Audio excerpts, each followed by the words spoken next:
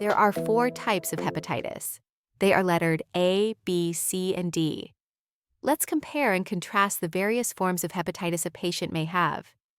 Hepatitis A is caused by the hepatitis A virus and spreads mainly through the fecal-oral route, meaning spread from fecal contamination that is then ingested from contaminated food or water. In healthcare, it's rarely a major risk unless hygiene practices are poor.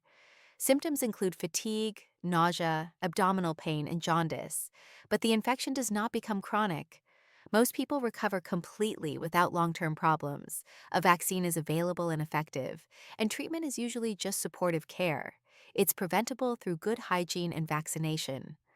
Hepatitis B is caused by the hepatitis B virus and spreads through blood, semen, and vaginal fluids. In healthcare settings, it's a significant risk due to needle stick injuries and exposure to infected fluids.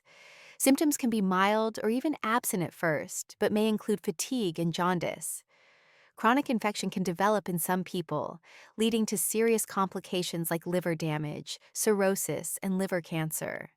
A safe and effective vaccine is available, and while some people recover without treatment, others may need antiviral medications. It's very preventable through vaccination and following standard precautions.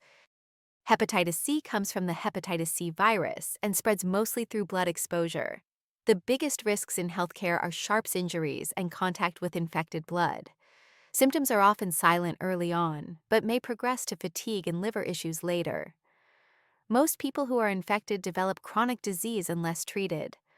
Long-term risks are the same as hepatitis B, including cirrhosis and liver cancer. There is no vaccine for hepatitis C, but it can be cured with antiviral treatment. Prevention relies on careful handling of blood and sharps in the workplace. Hepatitis D is caused by the hepatitis D virus, but it only occurs in people who are already infected with hepatitis B. It also spreads through blood, and the risks in healthcare are similar to hepatitis B. The symptoms of hepatitis D are similar to hepatitis B, but often more severe. Chronic infection is common and can lead to faster liver damage.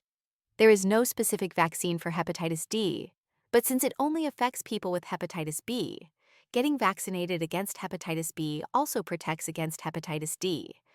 There's no direct treatment for hepatitis D, so prevention is key.